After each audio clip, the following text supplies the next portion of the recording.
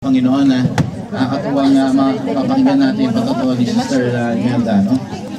Dahil, maraming ganun tayo, no? Nakita natin kung paano tayo binabago ng ating Panginoon. Talagang tanging Diyos lamang ang pwedeng magpabago sa buhay natin. Amen? Kilalang kilala ni Sister Beng si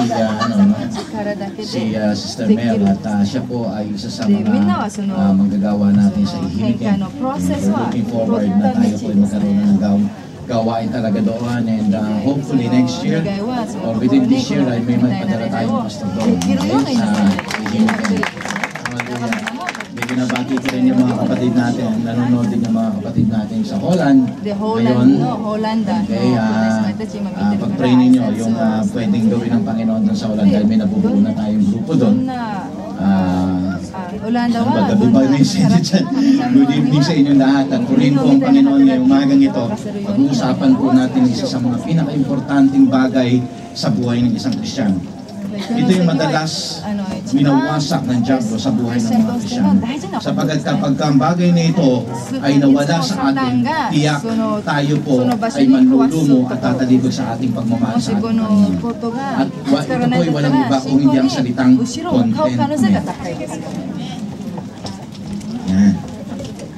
Pag-uusapan natin ang word na contentment. Sapagkat whether you like it or not, makikita natin kahit nandito po tayo sa bansang mayaman, sa bansang maganda, tingnan natin ang ating mga sarili. Tingnan natin, sad to say, that even to the most majority of Christians, kilala natin ang Panginoon, but sad to say, hanggang ngayon, majority of us are struggling to be satisfied, be content with this life.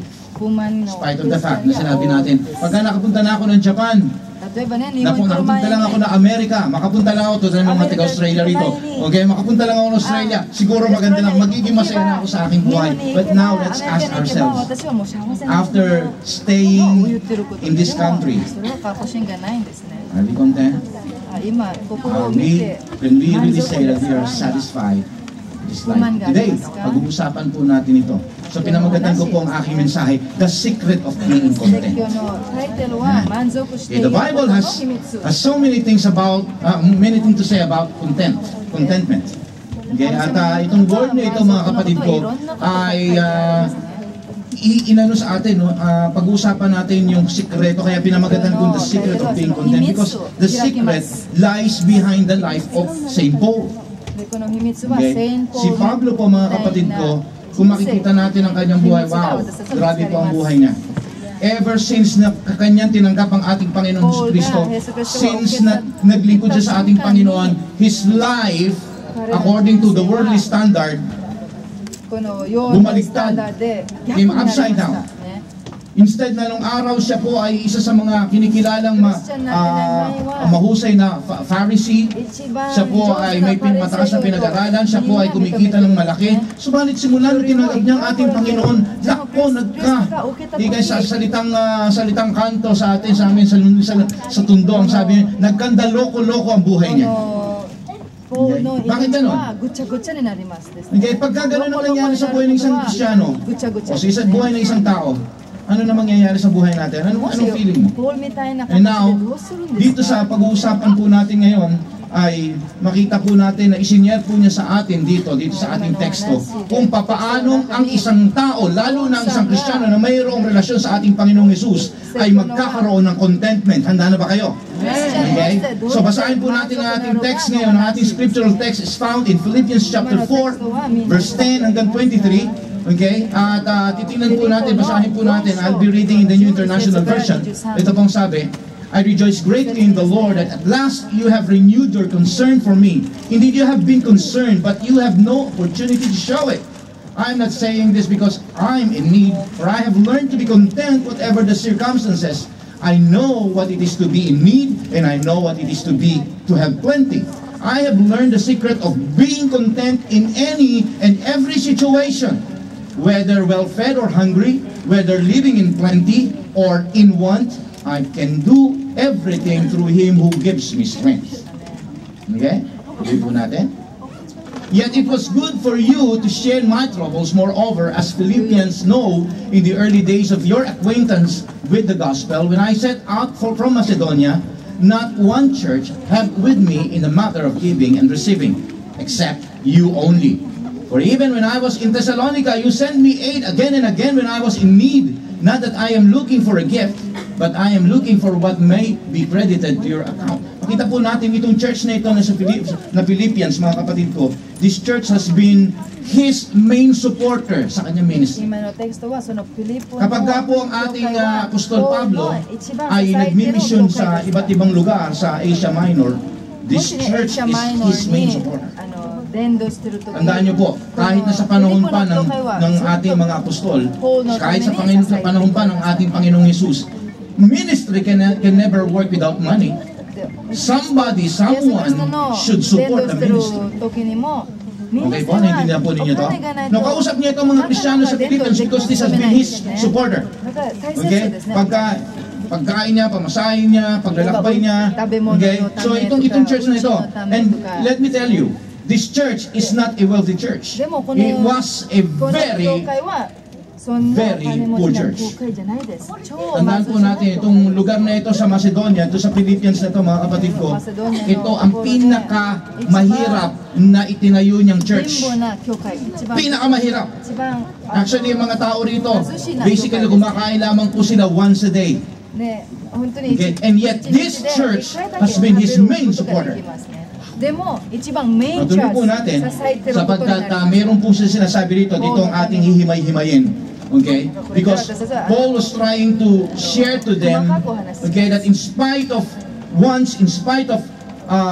being poor, you can still be content in this life and you can still be happy and joyful about it. Now, tingnan po natin, tuloy po natin, verse 18, I have received full payment, and even more, I am amply supplied, not now that I have received from Epaphroditus the gifts you sent. Si Epaphroditus po, ito po yung kanilang isa sa mga pastor nila na ipinadala nila para tulungan itong si Pablo. Bakit po? Nasaan po ba si Pablo rito? Si Pablo po ay nasa loob ng kulungan.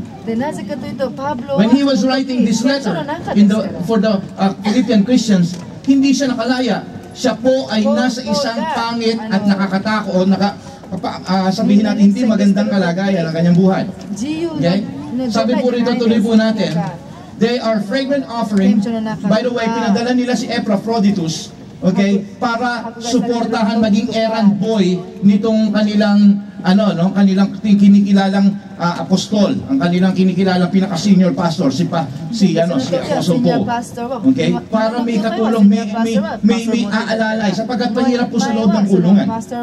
Okay. Tuloy po natin, they are fragrant offerings. So kasama dala-dala din ni Epaphroditus yung kanilang konting monetary support, konting damit, konting pagkain.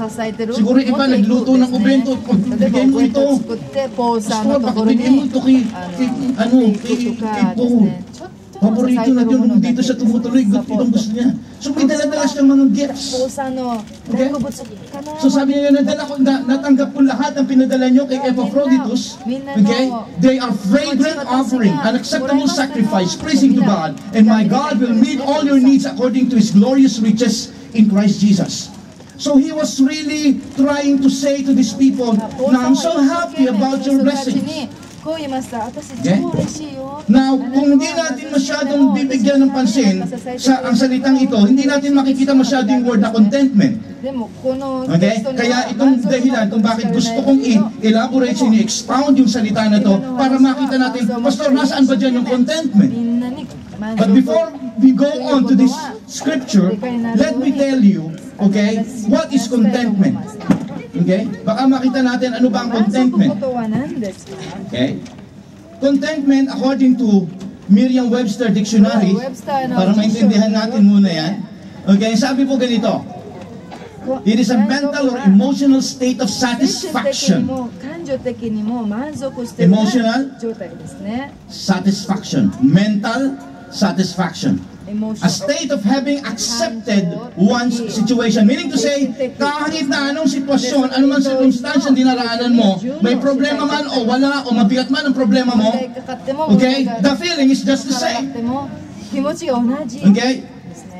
alam po ninyo, para sa akin, if you're a Christian, contentment is actually the most important thing that you can have or you can develop, or the attitude that you can develop in your life. You know why? Sapagkat ang isang Kristiyano, kapag walang contentment, madaling agawin ng dyablo ang kagalakan mo at saka kapayapaan mo. He can easily destroy what you have inside of you. Pero kung meron kang contentment, that can play as a covering, that can play as a, kumbaga, protective shield. That anytime ang dyablo ay atake sa'yo, hindi ka niya basta-basta mapagnanakawan. Remember in John 10:10 says, the enemy comes to kill, to steal, and to destroy. He can steal your joy. He can destroy your peace anytime, any day, if you're not really content about your life. How many of you has always experienced this kind of thing na? At asaya-saya mo ngayon. Maya-maya may tumawag na sa Pilipinas, wasak na kasiyahan mo agad. Nakaka-relate ba? How many of you has experienced na payapang-payapa ang kapaligiran? All of a sudden, okay? Biglang gugulo ang buhay mo at nakakainis. Biglang nag-iba, okay? Ang takbo ng sitwasyon ng kapaligiran mo. But if you see this in the way I see this word contentment, if you have contentment in your life, kahit na mayroong mga dumating na mga bagay na kaguluhan, that joy will remain inside of you. The mental state, the emotional state, maaari of course, tao lang tayo, at one instant, medyo maapektuhan ka, pero you can still go back easily and say, oh, teka muna, alam ko, mayroon ang aking Panginoon natin. Ito ang pag-uusapan natin ngayon. Ito ang pag-uusapan natin. The way Paul sees life. Pag-uusapan natin ito para ang mga taga-Lord of the Harvest, kahit na yung mga nakikinig sa atin ngayon sa Ustream, ay maunawaan ang sinasabi rito ni Apostol Pablo. Kasi alam po ninyo, ang ganda na sinabi niya rito sa verse 12. Okay, balikan natin yung verse 12. Ito yung teksto natin eh. Okay, doon sa verse 12, malinaw po sabi niya rito, I know that it is what it is to be in need, I know what it is to be in plenty. Sabi niya gano'n, naranasan ko ang mga ilangan, naranasan ko ang magutom, naranasan ko ang maging mahirap, pero naranasan ko rin ang maging mayaman, magkaroon ng pera, malaking pera sa bangko. Naranasan ko lahat yan. Pero sabi niya, tingnan po ninyo, I have learned, itong gusto ko, I have learned the secret of being content. Pagka may taong nagsalita sa iyo, meron akong sasabihin sa yung sikreto. Di ba, oh, ano yun? Tama? Gustong-gusto natin ang sikreto. And that's why, nung binabasa ko to, Paul was saying the same. He was telling his readers that, you see, I have learned the secret of being content. I have learned it. So, sabi ko, tignan na, why not? Totoo. So, totoo lang, although lahat ng mga apostol ng Panginoon dumanas ng matinding kamatayan, pero kakaibang klase si Paul eh. You know why? Kasi of all the apostles, tanging yung si Paul lang ang mayroong almost day by day o month by month na bagay na mababasa natin. Kasi sa New Testament, siya ang pinakamaraming ginawang book. So yung kanyang mind, yung kanyang mga experiences ay nakasulat doon sa kanyang mga pastoral letters. That's why kung meron tayong makikita mga specific, mga komplikado, mga detalyadong bagay na nangyari sa isang apostol, si Pablo yun. That's why alam natin kung babasahin po ninyo lahat ng mga pastoral letter niya, ang bigat ng dinaanan nito si Pablo. Up to the time na pwede naman niyang iwasan na at pwede siyang mawalan ng kaso, para hindi na siya, alam po ninyo, ang kinamatay po niya, pinaputulan po siya ng ulo eh. Ang kanyang ulo ginawang regalo. Imagine that. Okay, sa anak ng isang reyna. So gusto ko maunawaan po natin mga kapatid ko, ginawa lang laruan ng buhay ang katawan, pero makikita po natin ito si Pablo, sabi niya, you know what? Kahit anong mangyari, dahil nga po nandoon siya sa loob ng bilangguan, he was just waiting for execution. Hindi natin alam kung ito na yung ano, sabi niya gano'n. Pero sabi niya rin sa mga taga-Philippians, but I want you to know something, that in the times of wanting, in the times of being poor, in the times of being, kumbaga, neglected by many people, kasi at one time mga kapatid ko, halos wala nang tumutulong kay Paul. Okay, kahit itong church ng Philippians, dahil mahirap sila, for some time, hindi na nila nasuportahan ang ministeryo ni Paul. That's why si Paul po, natutunan niyang magtrabaho mag-isa, kaya naging tent maker po siya. Naging mananahin ng tolda, para meron siyang ipangkain sa sarili niya at ipang-suporta sa kanyang ministeryo ng gospel.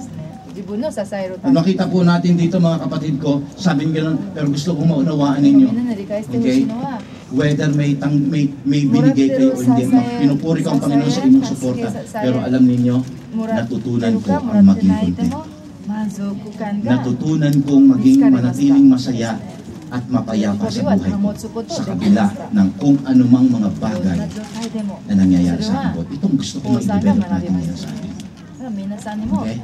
Sapagat ako naniniwala na marami sa atin, the more na gumaganda at lumalaki ang pera natin sa bangko, the more na natatakot tayo at nagsisimpay tayo sa buhay natin. The more na masyadong marami tayong iniisip na negatibo. Buti pa nung wala o konti lang ang negatibo natin, ngayon sumasobra na ang dami.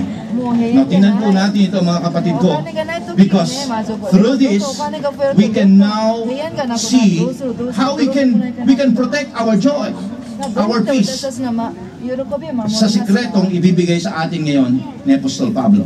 But before we go straight there, okay, there are three things that we need to remember bago tayo pumunta doon, no? Yun yung tatlong bagay yung sinishare sa atin dito ni Apostol Pablo. Pero bago tayo puntahan natin yun, let us first identify all those reasons why a Christian or a person will be discontent sa kanyang buhay. Bakit? Ano ba yung mga contentment killer? Masasabi ko kaya, no? Contentment killer sa buhay ng isang Kristiyano. Okay? Okay? Para maintindihan natin, ano yung papatay para ang isang Kristiyano? Okay? Una, wrong ambition. Now, bakit ko sinabing wrong ambition ang medyo unang papatay sa atin? Alam ko, hindi ibig sabihin ng Biblia na huwag tayo maging ambisyoso o huwag tayo magkaroon ng pangarap. Actually, the Bible is telling us that we need to excel. We need to become men of excellence. Meaning to say, kung hindi ka magkakaroon ng ambisyon o pangarap, you can never excel. Actually, the Bible is encouraging us na dapat magkaroon tayo ng maging ambitious tayo for the glory of God. And that is, masasabi ko mga kapatid ko, that is the very key. You should be ambitious for the glory of God. Now, kapag ka naging ambitious tayo, simply to fuel our ego, that is wrong. And that is what I call wrong ambition. Okay, ano po sabi ng salita ng Diyos? James 3:16. For where you have envy and selfish ambition, there you find disorder and every evil practice. James 3:16. Imagine, kapag daw nagkaroon tayo mga kapatid ko ng envy, ng selfish ambition, ito po yung sinasabing pangit na ambition, this is the wrong ambition, selfish ambition, meaning to say, kaya gusto kong maging ganon para ako'y maging ganyan, at para ako, at sa akin. Now that's what I call ego.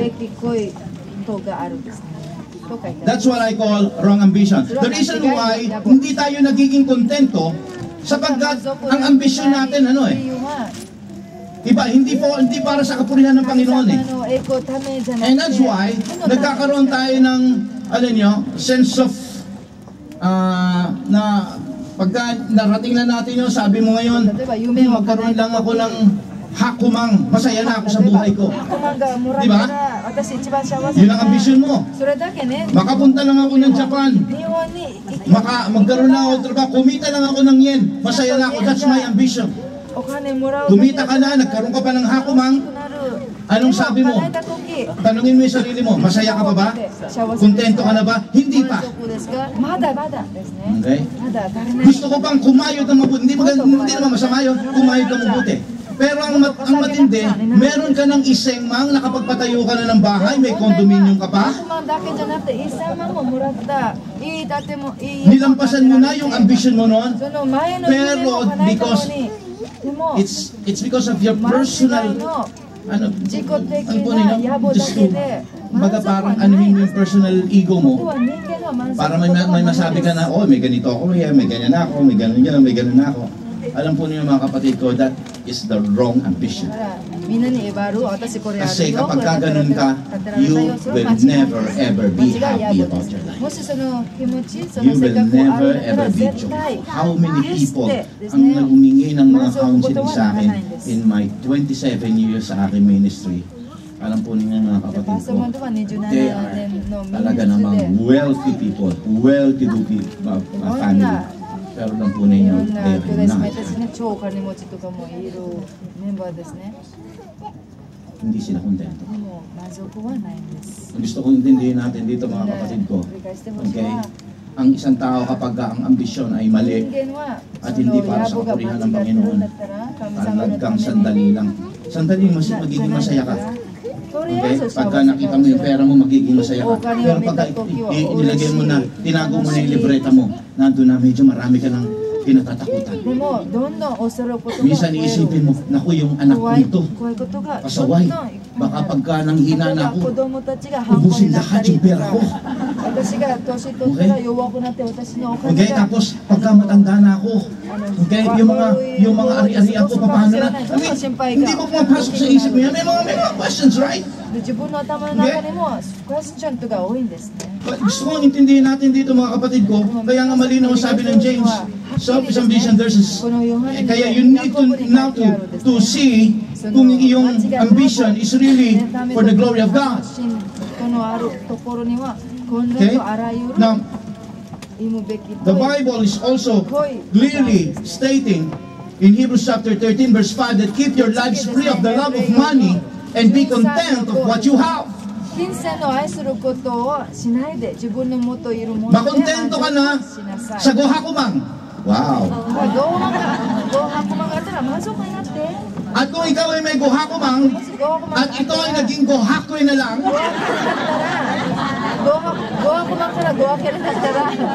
okay? Kamusta na? Doon sa mga hindi nakakaintindi, pagka sinabi pong gohakumang, that's 5 million yen. Kung ito ay naging 500 yen na lang, paano na? Yun ay ibig sabihin doon sa mga hindi nakakaintindi ng Nihongo. Okay?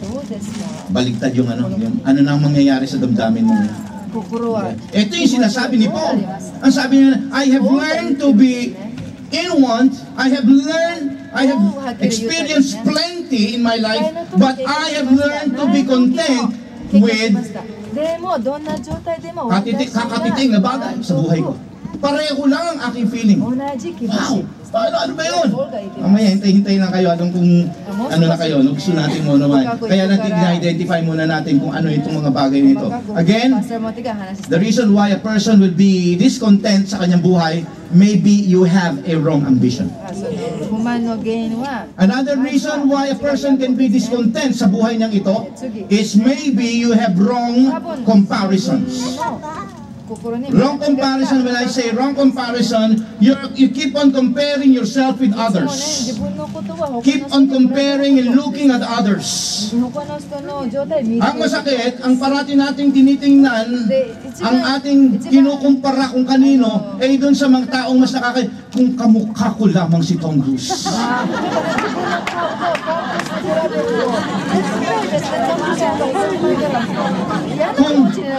Kung magkakaroon lang sana ako ng body ng isang supermodel.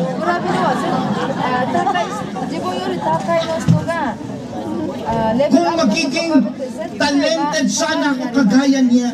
I mean, gusto ko maintindihan natin, that's what I call wrong comparisons. それは間違いない。 Sapagkat kahit pa sabihin natin, alam po ninyo, you have the most beautiful face in the world. Kahit pa sabihin na natin ganun ka, hindi ka, kung kukumpara mo sa iba, baka makita mo pa rin yung mga flaws, yung mga imperfections sa'yo. If we keep on looking, because somebody, alam po ninyo, sa mundong ito, somebody, nobody's perfect in this world. Kahit magandang mukha mo, kaya lang, yung mukha lang ang maganda. Maikling isang kamay, makapal mo isang makikita mo sa ibang area. Kahit pasabihin natin na kailan lang this year nanalo po ang Pilipinas as the Miss Universe. Okay? I mean, kahit pa Miss Universe, may flaws. Miss Universe to irabete mo. Ang sinasabi ko rito, kapag ikaw ay uri ng taong madalas na kinukumpara mo ang sarili mo sa iba, hindi ka magiging masaya, hindi ka magiging kontento sa buhay mo. The reason why you get discontent in this life because of comparing yourself with others. Of course, hindi tayo perfecto. Somebody will be more handsomer than you. More beautiful than you. Pero may advantage ka sa kanya, may disadvantage ka rin naman na advantage sa kanya. Ang masakit, hinahanap natin sa iba na yung wala sa'yo, na meron ka namang advantage doon sa pinagkukumpara. Ang hinahanap mo lang yung meron siya na wala ka. Naintindihan po ba ninyo sinasabi ko, mga anak ng Diyos? That is what I call wrong comparison. Gusto mong maintindihan natin itong si Paul is somewhat very imperfect person. Bakit po masasabi natin? Because si Paul po, mga kapatid, according to legend, si Paul po ay isang maliit lamang na tao. Though, kapag nabasa niyo ang kanyang mga salita, he was, wow! Tapo natin, he was a very bold, okay, Christian. Sabi ko nga po sa inyo, aside from Jesus Christ, the second on the line as my hero in faith. It's none other than Paul. Whenever marami po nakakaalam yan dito ng mga leaders natin, alam nila si Pastor. Sa mga idol niya si Paul. Hindi naman idol as in worshiper, worshiping idol. Kundi sa mga hero. I like Paul. Okay? His boldness, his love for God, for Jesus. Kaya pakita po natin dito, mga kapatid, hindi po siya mataas na tao. Comparing himself to Apostle Peter, si Apostle Peter, according to the legend, is a tall and strong guy. Pagka nung dumikit sa kanya, baliwala siya sa kumpara kay Peter. Ito si Paul. And yet, it's si Paul po, he never compare himself with others. Hindi naman po siya maliit. At according sa kanyang mga sinasabi, hindi rin po siya good-looking person. Dahil meron po siya sakit. Ang kanyang sakit po ay ophthalmic disease. Meaning to say, kapag ito po yung umaatake sa kanya, alam po niyo yung nangyayari, lumalaki kanyang mata, halos lumalabas ang mata niya. Okay? He is more of, masasabi natin mga kilalang ewan matanda ng artista, si Doro de los Ojos, kung kilala niyo yun. Yan, kilala ng mga, okay? Yan, patay na yan, ano? Okay, pasensya na kayo, si Aiza Sigera kasi inabot ko eh. Biro lang. Okay, gusto ko makita natin, malaki yung mata niya, dahil ganun po yung itsura niya, hindi siya good-looking person. And so, kung siya ay parating nagkukumpara sa iba, siguro, it's enough na ma-develop yung kanyang inferiority complex sa kanyang sarili. But he never, ever compared himself with others. And that is right. Kaya minsan nalulungkot tayo eh. Ang ganda na nakita mo yung sabi mo, wow! Nakaipon na ako, wow! Hakugodyo, mag-number ako sa bangko. Tapos sabi nung kaibigan mo ngayon, kasama mo sa trabaho, sabi, uy, hakugodyo ma, uy, tingnan mo ko, nakakasambya ako, nawala na kagad ang joy mo. 落ち込むですね。心が、 Okay? ね、落ち込む。 Gusto ko maunawaan po natin. Huwag natin tingnan yung kalagayan ng iba sa kalagayan mo. 他の状態 Iba ka. Sabi mo, iba ka. で、あなた違います。 Nakita niyo yung patotoo ang ina ni Sister Mika? Okay? Mag-ina sila. Okay? But you know, natutunan nilang maging masaya sa kalagayan nila kahit ano nangyayari sa sitwasyon nila. Kahit pa nga, sabihin natin wala nang pinansyal nagdisgrasya pa yung kanyang anak. But she is here, praising God, thanking God for His protection. Content. Satisfied. Mga kapatid, dito pong gusto ko maunawaan natin bilang mga anak ng Diyos. And stop looking for others, at others, comparing yourself with them. Sapagkat tandaan po natin, malinaw ang sabi po ng mga awit, for we are uniquely and wonderfully made by God. You are unique, ibig sabihin, nag-iisa ka lang sa mundo, wala kang kagaya. Kaya if you will keep on comparing yourself with others, malulungkot ka. Kasi kakaiba rin siya sa mundo Ikakaiba ka din. You are unique and wonderfully made by God. There is something in you that you need to see and you need to develop. The reason why hindi mo pa nakikita yon sapagkat hindi mo pa tunay na ibinibigay sa Panginoon sa totoong nagmolde sa iyo, sa totoong gumawa sa iyo, sapagkat alam ng Diyos dahil siyang gumawa sa iyo, alam niya kung saan ka niya gagamitin at alam niya kung saan ka magaling. Kaya lang we keep on saying na Lord, kaya ko, Lord, gagawin ko, Lord, wag mo na, hindi ko kailangan ng tulong mo, magagawa ko to. Kaya hindi mangyaring bagay na gustong gawin ng Panginoon sa buhay mo. Hindi mo alam na mas nakakaalam siya sapagkat siya ang nag-design sa'yo. And you will never ever discover what it is unless you ask God, Lord, itong buhay ko, gamitin mo. Doon mo makikita, ang galing ko pala. I'm telling you, one of my personal testimony is that I don't want to be a pastor. Because I never thought that I will be a preacher of the gospel. Meron po akong kaibigan na nag-aaral sa Bible School. Ako po hindi. Sabi ko, basta tagpugan, basta, kasi alam ko kung gumamit ang lahat ng instrumento. Okay? Song leader po ako. Okay? Naging gospel singer po ako sa Pilipinas. Pero akala ko hanggang doon na kaya sinarhan ko yung sarili ko doon sa bagay na ako ay pwedeng maging pastor. Sabi ko, hindi ako marunong mag-preach. Hindi akong panawagan sa akin. Hindi ko alam yan. Wala akong alam dyan. Pero alam po ba ninyo, when I started to say, God, ito po ang buhay ko. Nakita ko yung palang design sa akin ng Panginoon. Kaya gusto ko sinasabi ngayon sa inyo, may design ka. Akala mo, ito ang design mo sa buhay mo. Akala mo lang yon. Subukan mong ibigay mo sa Panginoon yan at magugulat ka. May madidiscover kang maganda sapagkat ang Panginoon, i-reveal niya yan sa iyo.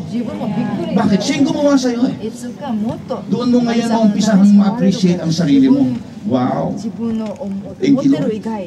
Meron pala ako nito Start to give yourself to God. Wrong comparison is one of the reasons why a person can be discontent sa buhay niya. The third one is wrong expectation. Kaya hindi tayo nagiging masaya kasi may mga expectation tayo sa buhay niya. Ine-expect ko, kaya kita pinakasalan, ay magiging masaya ako. Subalit na nagpakasal tayo, nagkamali pala ako. Ine-expect ko, kaya ako pumasok sa trabahong ito dahil mabait ang amo. Ine-expect ko, kaya kita kinaibigan dahil ikaw ay sabi nila mabait na tao at itong pagkakakilala ko sa iyo, ikaw ay mabuting tao, pero hindi pala. Ine-expect ko, kaya pumunta ako sa church na ito ng Lord of the Harvest dahil dinig ko mababait ang mga tao rito, pero yung nakatabi ko, hindi pala. Ine-expect ko. How many of us here are discontent in this life because of wrong expectation? Kaya nawawalan tayo. Ito mga contentment killers. Wrong expectation. Another one is ignored blessing. Kaya hindi tayo makontento sapagkat, alam po ninyo, may connection yung wrong comparison sa ignored blessings eh. Alam niyo po ba yun? Alam niyo kung bakit? Bakit sinabi kong connected ko? The reason why nai-ignore mo ang mga blessing mo. The reason why hindi mo ma-value, okay, yung mga bagay na meron kang binibigay sa'yo ng Panginoon. The reason why hindi mo na-appreciate yung kabutihan ng Panginoon sa buhay mo. Ano kung bakit? Kasi you keep on looking at others' blessing. That's the reason why you keep on ignoring it. Meron ka na nga, kumita ka nga ng malaki, pero nakita mo na mas malaking kita ng iba eh. Wala na, nalungkot ka na. At one time, di ba, sabi ko nga sa inyo, sabi mo, mabili ko lang yung bag na yun, Louis Vuitton na yun. Yung Louis Vuitton na yun. Okay, mabili ko lang yun. Okay? Okay, nabili mo. Okay? Okay, pumunta ka ngayon sa church. Tapos nakita mo yung katabi mo, sabi nung katabi mo, alam mo, ito ngayon yung new model ng Louis Vuitton.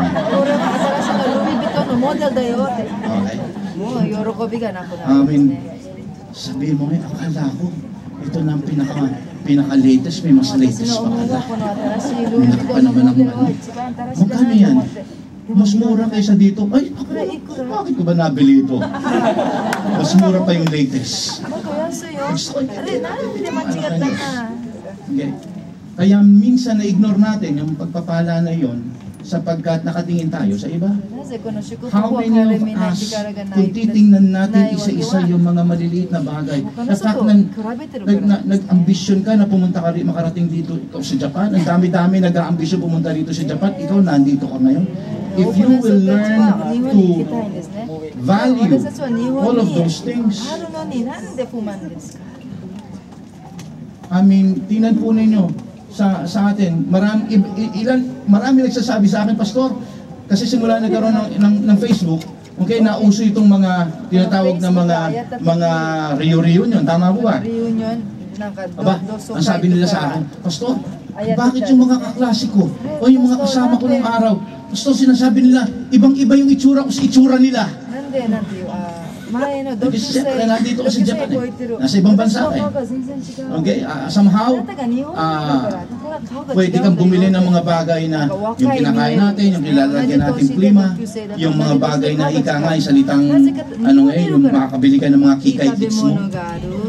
Di ba? Makakabili ka ng mga pampaganda o ng mga na i-apply sa mukha and everything. Okay? Lotion sa katawan, kaya puputi ka. Okay? Magandang klima. I mean, kaya masasabi ko po sa inyo, yung mga bagay lang ngayon, kung ito'y inyong makikita. Meron nga po ako nabasa, isang article, sabi ng gano'n, bakit hindi tayo nagiging masaya dito sa buhay na ito? Bakit hindi natin na-appreciate yung mga blessings sa atin ng Panginoon? Sabi niya gano'n, paano ko ma-appreciate yung mga blessings sa akin ng Panginoon? Sabi sa kanya ng pastor, okay, sumama ka sa amin sa mission. Okay. So nagpunta sila sa mission. Pumunta sila doon sa mga, tawag dito, sa lugar na walang ilaw, walang masyadong pagkain. Tumulong sila doon. Kasama siya. Pagbalik niya, sabi niya sa pastor niya doon sa church, sabi niya, Pastor, salamat po sinama niyo ako. Sapagkat doon ko nakita kung gaano kasarap ang buhay. Ito masakit kasi, minsan, o kadalasan kasi, most of the time, kinukumpare natin ang sarili natin sa mas nakakahigit sa atin. Tingnan mo yung mga nasa baba mo, huwag yung nasa taas mo. And he was amazed how even these people na nasa ilalim niya are so happy to receive small amount of cans of goods. Sobrang masaya na sila, buong pamilya. Nakita nila na kumakain, ang ulam ay sinabawang sardinas. Napagbag ang kanyang damdamin sapagkat siya nagre-reklamo sa Diyos. Kapag ang pagkain niya ay tira-tirang sushi.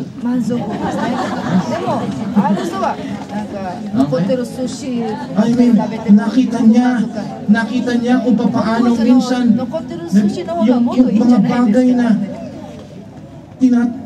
binabaliwala na lamang niya. na kung titingnan niya sa ibang mga tao, ito ay parang ginto na, ito ay napakahalaga. Doon niya na-appreciate. Ganda pa ng buhay niya. Gusto ko maunawaan po ninyo, mga anak ng Diyos. Ito ang dapat nating maintindihan sa buhay natin. That you are blessed. There are so many blessings na ini-ignore mo, dinidisregard mo, na overlook mo sa buhay na ito. Kasi sa palagay natin, ito ay nagiging parang normal na lang. Wag! Okay? Hindi normal yan. Sa ibang mga tao, hindi normal yung nararanasan mo ngayon.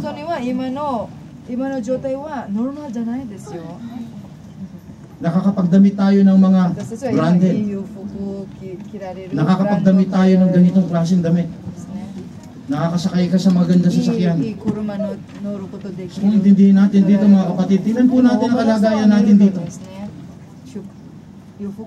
Imagine, this Japan, we are living in a very affluent nation, mayaman na bansa ang Japan. And yet, tingnan po ninyo, one of the highest suicide rate sa buong mundo is Japan. It only shows that people, in spite of their wealth, they are unhappy. They are not content. Tandaan po ninyo, hindi nakasalalay sa laki ng yaman, sa popularidad o ganda, o anumang bagay na iniisip ng importante sa mundo ito, ang contentment sa buhay. Just start looking around yourself. Ano ang binabalot sa'yo ng hindi na pumunta ka sa bahay mo, may TV ka, flat screen, Full HD, yung iba ngayon hindi na Full HD pa. Okay, 4K na yung mga TV ninyo. You have house and lots. Nakakapagpadala ka pa sa Pilipinas. Imagine that. Hindi ba nakikita yung bagay na yun? You have nice jewelries. Oh, you have to thank God for that. Hindi yan masasabi natin, nagtatrabaho kasi ako ng maayos eh. Ganito, okay, o sige sabihin natin, nagtatrabaho ka, naggagambaro ka, ginagawa mo yung the best mo. Pero tandaan mo, ang Diyos ang nagbibigay sa'yo ng kalakasan, siya ang nag-iingat sa'yo araw-araw. Wala yan kung magkakasakit ka lang din. Hindi kailangan nating maunawaan dito mga kapatid ko that there are so many blessings na binibigay sa'yo ng Panginoon every minute, every second of the day. So, let's go on. Ano ang sinabi rito? Kita mo bago balikan po natin, sabi ni Paul kay Timothy, tingnan po natin, Timothy 6:8. But if we have food and clothing, we will be content with that, sabi ni Paul. Kahit meron ng pagkain, meron damit, kontento na ako dyan. Okay? Praise God, we have more than food to eat. We have so plentiful of clothing to wear. Okay? Talang po ninyo mga kapatid ko, mas marami tayong kasiyahan at mas lalo dapat tayo maging kontento sa buhay. Amen? So let's move on. Ito na sabi ni Paul, okay, para po maunawaan natin yung stages of contentment. Basahin po natin muli yung verse na ano natin, no? Sa verse 10 and verse 11. Sabi po ito, I rejoice greatly in the Lord that at last you never renewed your concern for me. Indeed, you have been concerned, but you have no opportunity to show it. I'm not saying this because I'm in need, for I have learned to be content whatever the circumstances. Kita po natin, ito po yung unang bagay na dapat nating maunawaan as Christians. If you want to be content in this life, the very first thing that you have to develop in your life is appreciate what you have in your life. Appreciate it. Matuto tayo mag-appreciate. Hindi porke maliit na bagay lang yan, hindi ka natutuwa dyan. Kinakailangan i-appreciate mo yan. Kahit ikaw ay binigyan lamang ng maliit na bagay. Hindi yung, ay, maliit lang, sana ito, sana. No! Okay? Kumita ka ng, binigay sa'yo yung facelift mo. Binigay sa'yo yung ano mo, yung ano mo, tawag dito, yung sweldo. で見たら Okay? At sabi ng amo mo, pasensya na kayo, medyo mababa ang sales natin ngayon, medyo bawas tayo muna ng inyong mga sweldo. Nakita mo, bawas? Nakita mo, kumpara nung isang buwan, medyo mababa? Anong feeling mo? But you have to appreciate it. Ang dapat mo isipin, praise the Lord. Meron akong sweldo ngayon. Salamat Lord sa buong buwan na nakaraan. Iningatan mo ako. May sweldo ako ngayon. Salamat Lord. Kumpara sa iyo nakaraan, medyo mababa ng konti, pero makakapagpadala pa rin ako sa Pilipinas. Makakatulong pa rin, mabibili ko pa rin yung gusto ko. Makakain ko pa rin yung gusto ko. Hindi yung, alam po ninyo, ikukumpara mo na naman, ayan, wrong comparison na naman. Ikukumpara mo na naman yung kinita mo nung isang buwan sa kita mo ngayon. You see, nakikita po ninyo yung sinasabi ko? You have to appreciate what you have been given by God. Okay? Maintindihan po natin ito. Si Paul po, ay katulad ng sinabi ko po sa inyo kanina, yung binasa natin dito, okay, sa verse 10 and 11, tinan po natin, kasi itong church na ito, kagaya na sabi ko kanina, itong Philippians ang kausap niya rito, mga Kristiyano sa Philippians. And this Philippian Christian, since this is his main supporter, naubos ang pagpapadala. Kasi mahirap lang eh. Kahit isang tuka yung mga Kristiyano dito. Pero ganun din nila kamahal si Paul, kaya sinusuportan, kaya lang for 10 years na hinto ito. So, ang Apostol Paul po, napilitan po siyang maggambaro sa sarili niyang kayod. Nagsikap po sa sarili niyang kayod. So, naalala nilang muli nga, kahit pa paano nakapag-ipon sila ng kakapurit na pera, pinadala nga nila sa Epaphroditus. Kaso ang nangyari, mga ilang panahon lang, si Epaphroditus po yung kanilang pastor na pinadala ron, nagkasakit. So dumating na instead na makatulong ito si Epaphroditus kay Paul, naging kabigatan pa sa kanya, kaya pinauwi niya ngayon ito si Epaphroditus. Uwi niya na. Okay na ako rito kasi masakit sa akin, nakita ko nagkakasakit ka dahil sa paglilingkod mo sa akin. Uwi ka na lang. Imagine, in spite of this frustration, okay? Si Paul po, hindi siya nanumbat. Hindi niya sinumbatan itong church na sa Philippians na kinalimutan niyo ako for 10 years. Kinalimutan niyo ako. Tapos nagpadala kayo nga ng water niyo rito sa akin. Hindi siya nagsalitang gano'n. Hindi niya criticize na. Okay? But instead, despite of all these things, he thanked God for their lives. Tingnan po ninyo in verse 11, sabi niya gano'n, I am not saying this because I am need, for I have learned to be content whatever. Ano sabi niya? I greatly rejoice in the Lord. Pinupuri ko ang Diyos, nagpapasalamat ako sa Diyos. Sabi niya, bakit? At last, you renewed your concern for me. Imagine that, sabi niya, sa wakas na alala niyo ako uli.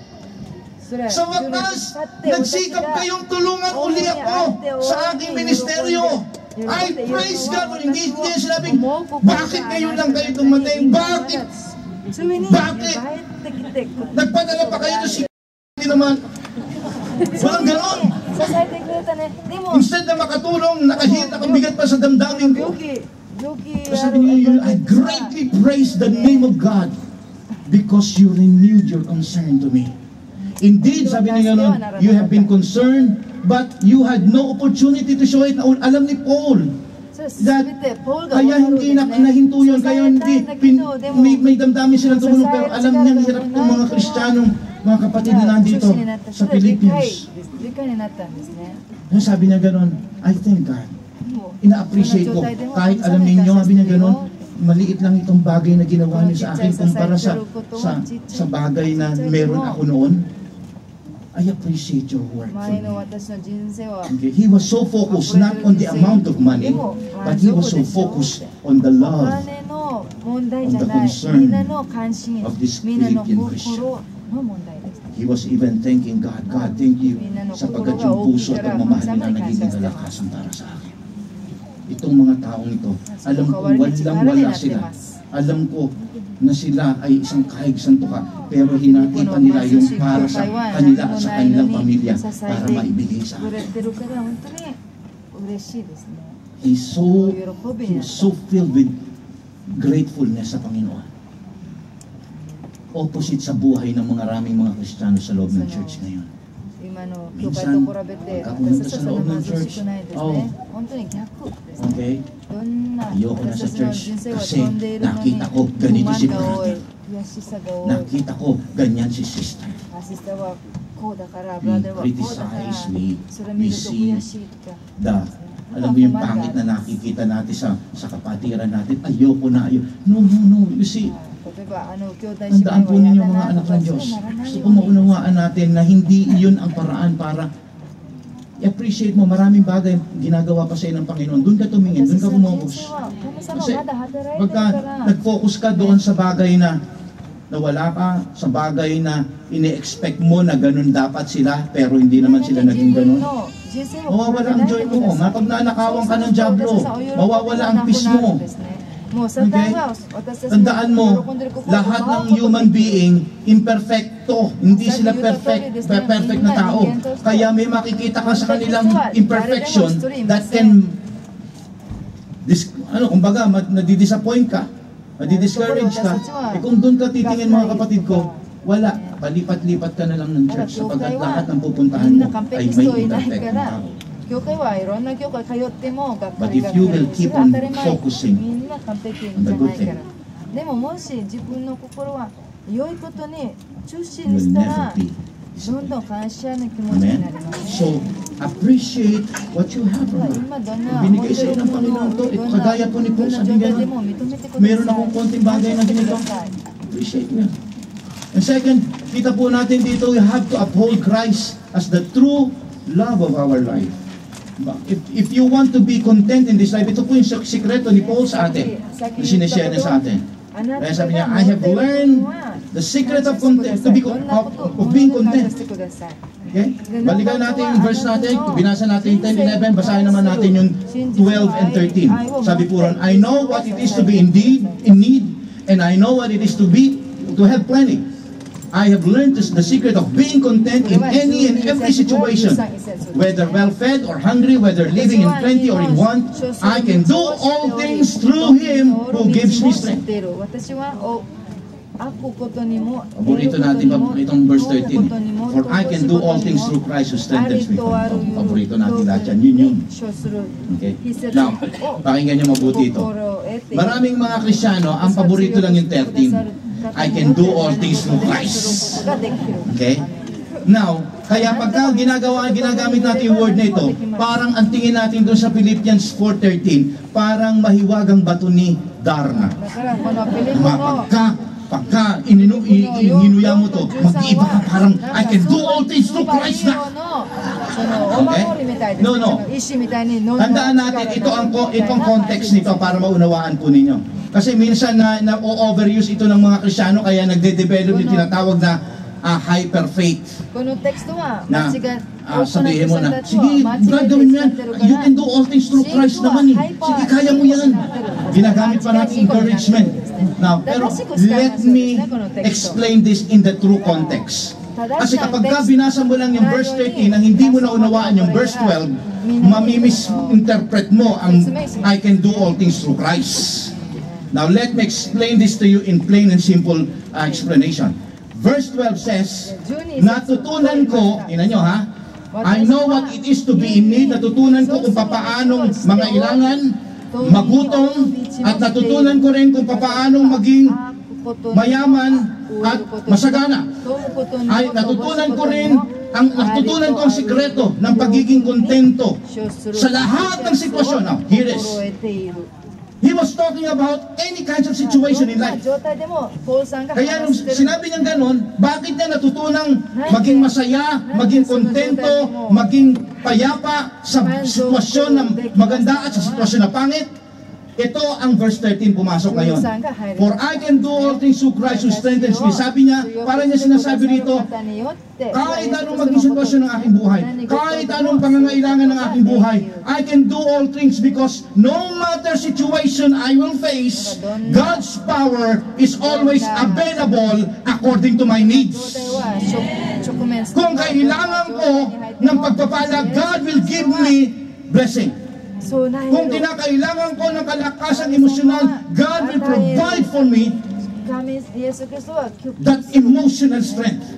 Itong ibig sabihin ng I can do all, kaya ako nagagawa ang bagay kay Kristo Jesus because God, I know that God is listening, I know that God is looking in my present situation. Nakikita ng Diyos ang aking sitwasyon, kaya ibibigay niya ang pangangailangan ko. At kung nangangailangan ako ng lakas, ng tapang, kung nangangailangan ako ng mga probisyon, ang gagawin ng Panginoon, gagamit siya ng mga tao, tutulong siya, gagawa siya ng maraming paraan upang ikaw ay manatiling nakatayo at malakas sa sitwasyon dinadaanan. Palakpakan po natin ating Panginoon. He was telling his fellow Christian in Philippians, dahil alam niya na itong mga Kristiyano ito ay dumadanas ng matindiring gutom na kagaya niya. These people, a giver in spite of the fact na sila po ay wala ring laman sa bulsa. He was now trying to tell them, manatili kayo ng ganyang puso kasi ganyan din ako sabi niya. Alam niyo, kung mananatili kayong ganyan, God will always be there to help you in your times. You can also do the same thing, or you can do all things through Christ because God will strengthen. Yun ang ibig niya sabihin dito. At kapag ikaw ay mayroong mindset na ganito, paano kang hindi makukontento sa buhay? Knowing that God will supply all your needs according to His riches and glory. Knowing that you can do all things through the power of Christ who strengthens you. Paano ka ngayon mababa mo? Ano yun? Paano ka malulungkot kayo? Kahit dumadaan ka sa pangit na sitwasyon. If you're listening here today, at nakikita mo na di-discourage ka sa sitwasyon ng iyong buhay, I say be content. Affirm that Christ is the true love of your life. The more na sasabihin mo sa iyo, if you will just uphold Christ, Lord, ikaw ang mahal ko sa buhay ko na ito. Kahit ano nangyayari sa sitwasyon dito, ang importante ikaw, Panginoon. Susundin kita. Yung kalooban mo pa rin ang masusunod sa buhay ko.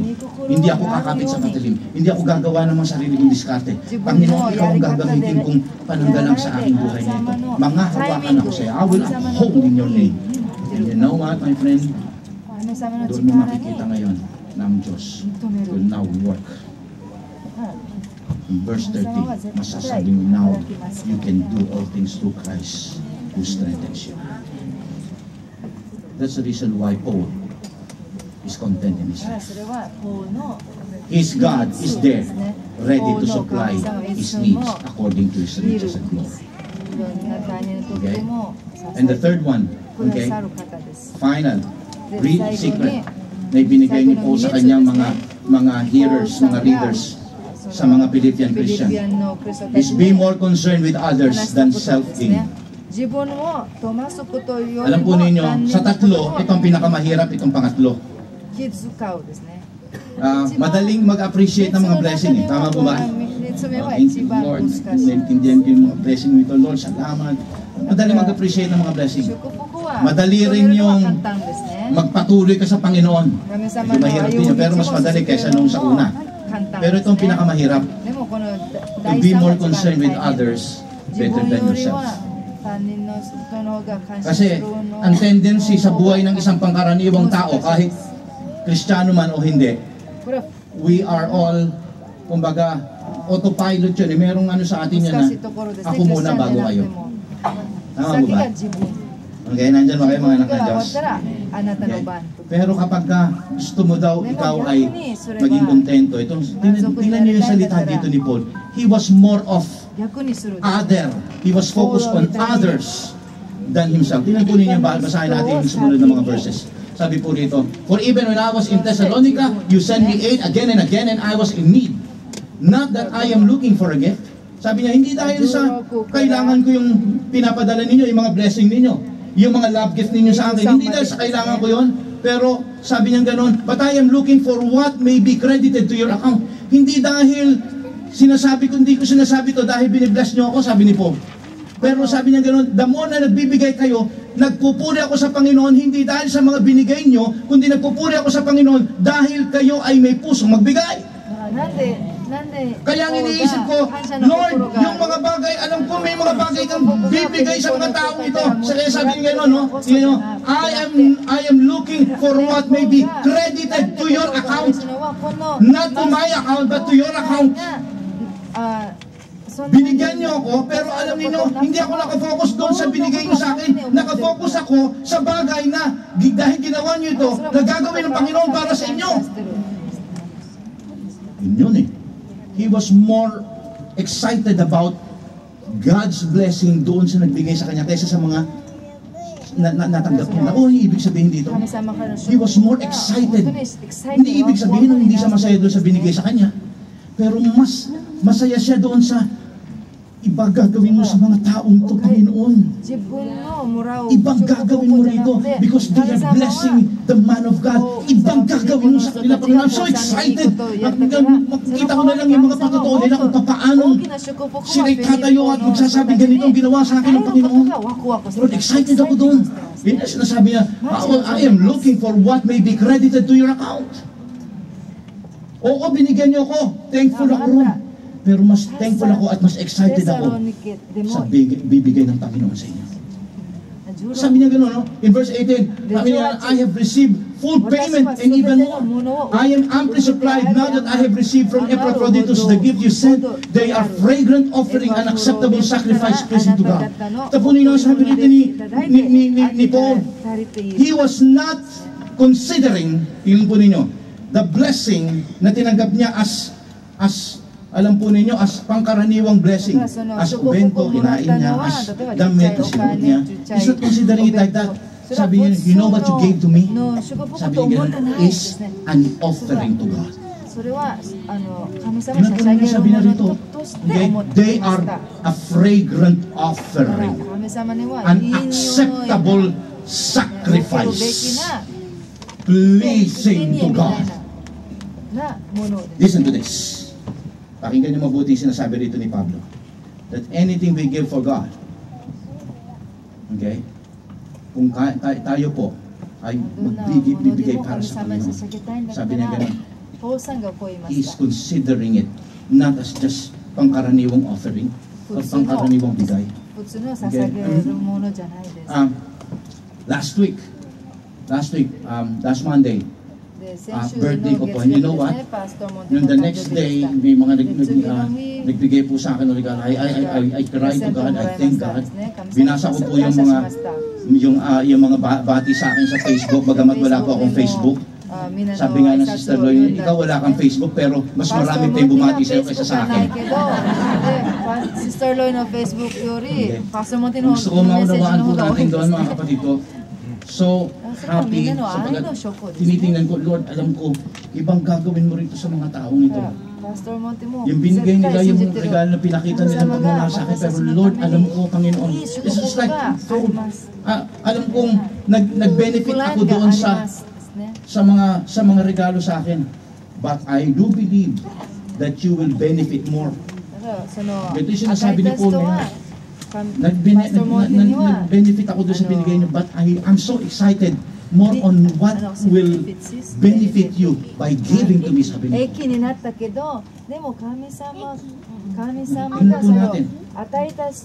Tanong, how can I know if I am really content in Christ or not? Masaya na ako kay Christ o hindi? Paano ko malalaman ako'y kontento na sa Panginoon? Ito ang dapat na ninyo sagutin sa inyong sarili. Kontento ka na ba sa buhay mo na kahit na ano meron ka? Na kahit ano meron ka ngayon, handa kang tumulong para sa iyo? Or sabihin mo na una, para sa akin lang talaga ito eh, para talagang pinag-ipunan ko ito para sa akin lang. Kapag ikaw yung taong willing na tumulong, kahit alam mong ito lang yung masaya kang tutulong, without anything expecting in return. Talagang ito, paano to? Pawala to. Talagang balik o hindi, nung taong tinulungan ko, para sa iyo ito, ginawa ko ito, Panginoon, para sa iyo. Because this is a fragrant offering. This is an acceptable sacrifice, Panginoon. Nakikita ito ng Panginoon. Sa buhay mo.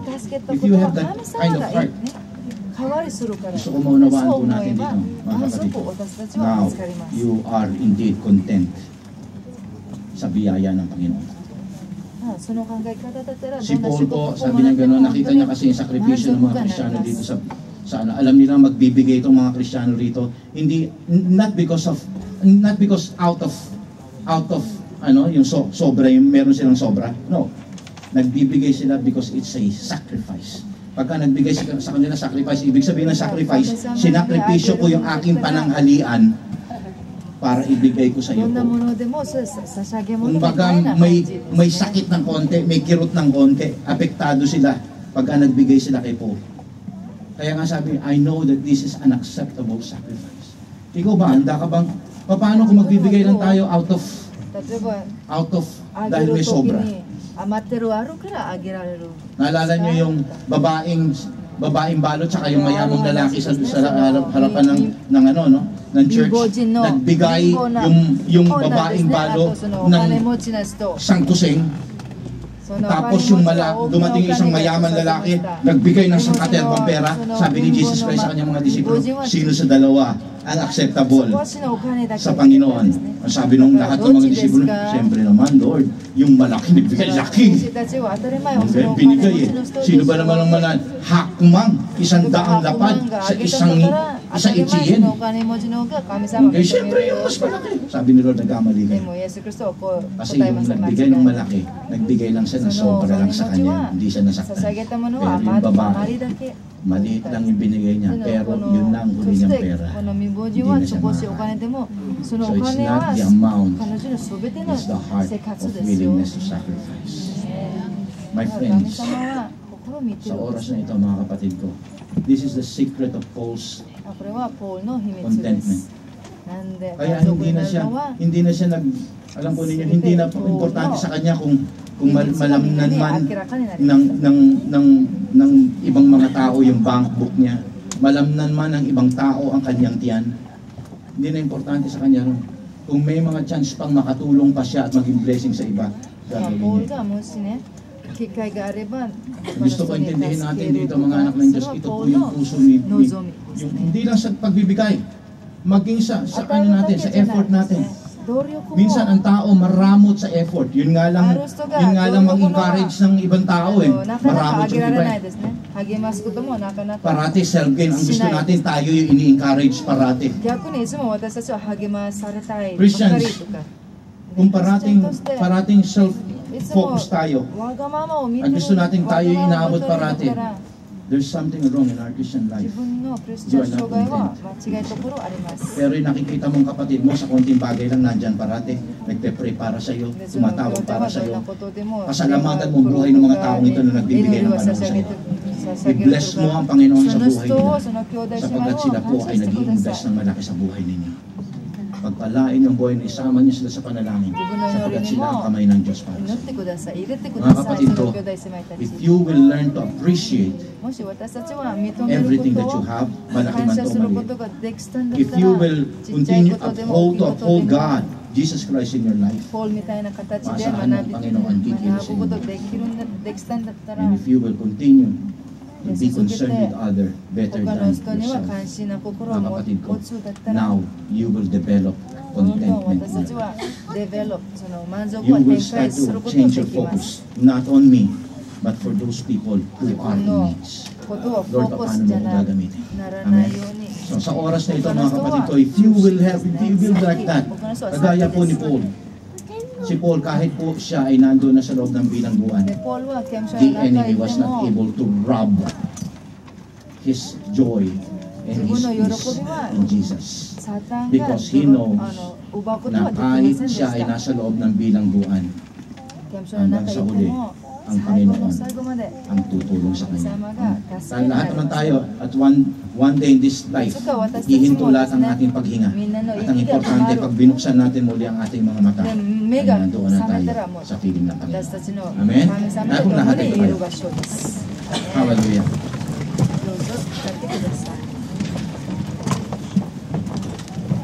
Just like Paul, alam po ninyo, even in the very ポールみたい last に words 最後の最後 ng Philippians chapter 4, 最後の最後の言葉 okay, ですね。 kita po natin doon sa hanggang 19 hanggang 23, let me read it to you. 23 And my God will meet your needs according to His riches in Christ Jesus. Verse 19, ito yung sinabi ni Jean ni Paul dito, sa ibang salin, for I know, okay, my God will supply all your needs according to His riches and glory. Sabi ni Paul, I know.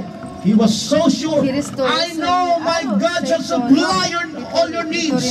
I know it because I have experienced it. I know He will do it to you. And the same words being given to all of us. 同じな言葉ですね。みんなに与 Sabi ni え Paul る。 sa atin ngayon, 与えてる。 if you will trust in God and you will appreciate every small detail na どんな ginagawa ち sa っちゃい inyo ng も Panginoon, の、大きなものでも認 you め will るんだっ continue た to ら、 hold. I know that God will supply. 神様はずっと If you need 私たち strength を today, 祝福するんで saan す。 bagay man meron tayo, He will keep you content, satisfied. この満足感は神様 Huwag lang が tayong tumingin pa. Don't compare yourself with others again. 他の人に自分のことを比べないように Sa 比べな oras い na で ito, くだ ang さい。 Panginoon ay narito, tutulungan ka niya. で今、 Okay? 私た Ay, ち sa の bandang 神 huli 様と共 makikita に po ninyo how Paul was so 最後に na gagawin ng para sa kabutihan ng iba, hindi para sa kanyang sarili. Sabi pa niya, to God, to our God, okay? Kita niyo yung verse 19, when my God will supply all your needs, not my needs. Sabi niya, your needs. Sino ba ang in need? Ito bang mga nasa laya o siyang nakakulong? Sino ba ang in need? Ito bang nagugutom na nakatanigala na si Paul? O yung mga taong kahit papano, kahit medyo gutom ng konti, medyo magtatrabaho naman?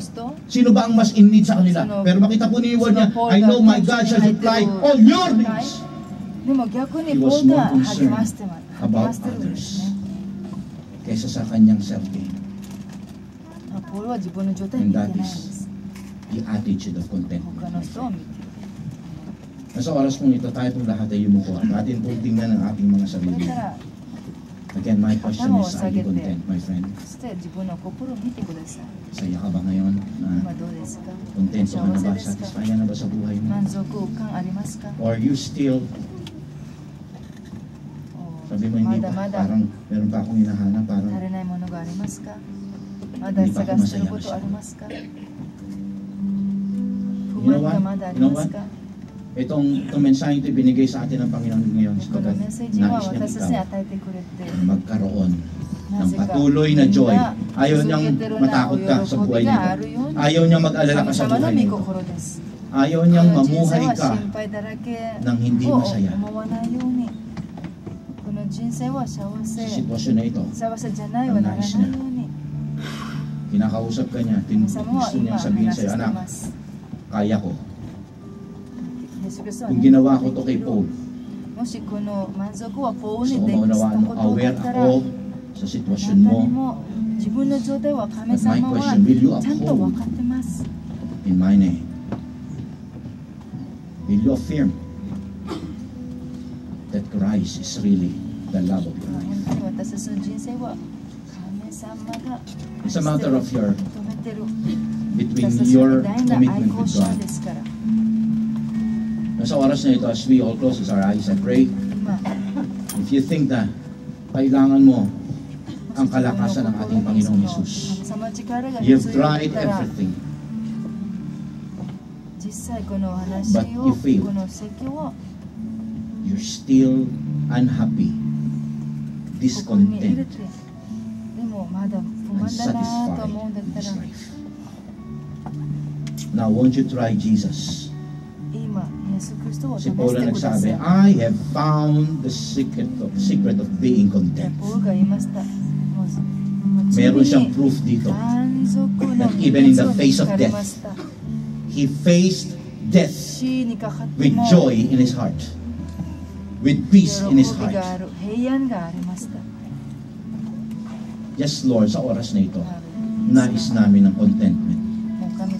Somehow, this environment, this nation, Japan, Panginoon, somehow, nakita namin at somehow kami ay nagaya sa buhay ng mga taong narito that in spite of their wealth, Panginoon, in spite of their freedom, in spite of everything that we have, Panginoon, yung spirito ng discontentment sa buhay, Panginoon, na adapt namin. Kaya ang mga tao, they keep on working and working and working and working day, working night, in and out. Panginoon, kasi they were so anxious, they were so worried sa buhay nila. We thank you, Father God, for reminding us. Without you, there is no contentment. We forget, Lord, to know that you are the one who can supply all our needs according to riches and glory. Now we're going back to the basics. Sa oras na ito, Panginoon, pagpalain po ninyo mga kapatid kong yun. If you think that you need Christ today, I want you to lift your hands. If you think that you need that satisfaction, mental satisfaction, spiritual satisfaction, physical satisfaction in your life. Sa oras na ito, malinaw po ang sabi ni Paul, hindi na naaayon sa kondisyon ng kinalalagyan mo ang iyong contentment. And you can still smile even if you're hungry. You can still thank God even if you are living in disappointment. Because you know, isang araw, tatanggapin mo ang sagot sa pangangailangan mo mula sa ating Panginoon Diyos. If you think that you need Christ today, I want you to lift your hands. If you think you need to be encouraged, I want you to lift your hands. Jesus Christ is here in this place. Hallelujah. Iba-iba tayo ng pangangailangan ngayon. Iba-iba ang hinihingi natin kalakasan ngayon. I want you to address that. I want you to say it to God. He is listening.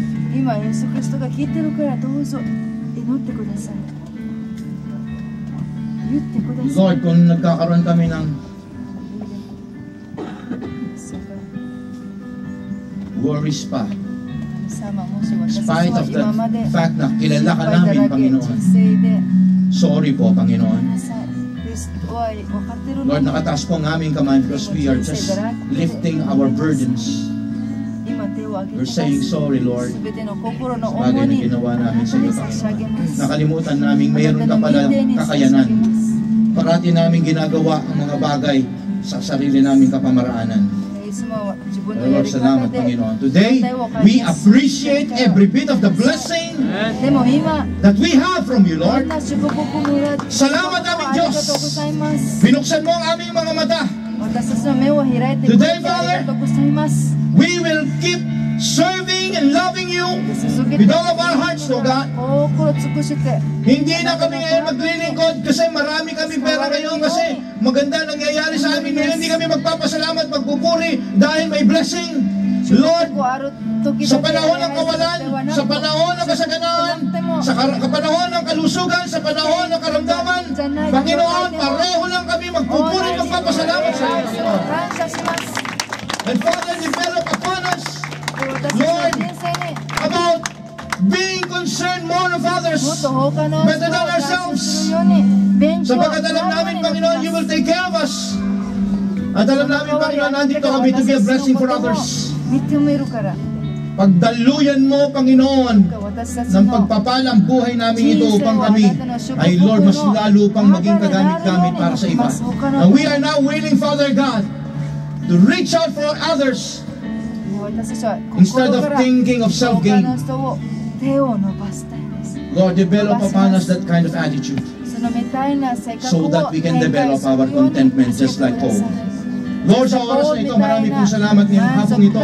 Tinatanggap namin ang iyong kalakasan. Pinupuri ka namin. Come on, everybody, let us all thank God. Bless His name. Thank you, Father God, for the life of Paul. Sinyena sa amin ang kanyang sikreto sa kanyang contentment. Panginoon, Panginoon, tulungan mo, Diyos, sa paglabas namin dito. Ano man ang aming kaharaping mga problema sa buong sanlinggo, Father God, we can now learn to develop contentment in our lives, O God. Give you back the glory and praises in Jesus' name. Amen. Palakpakan po natin.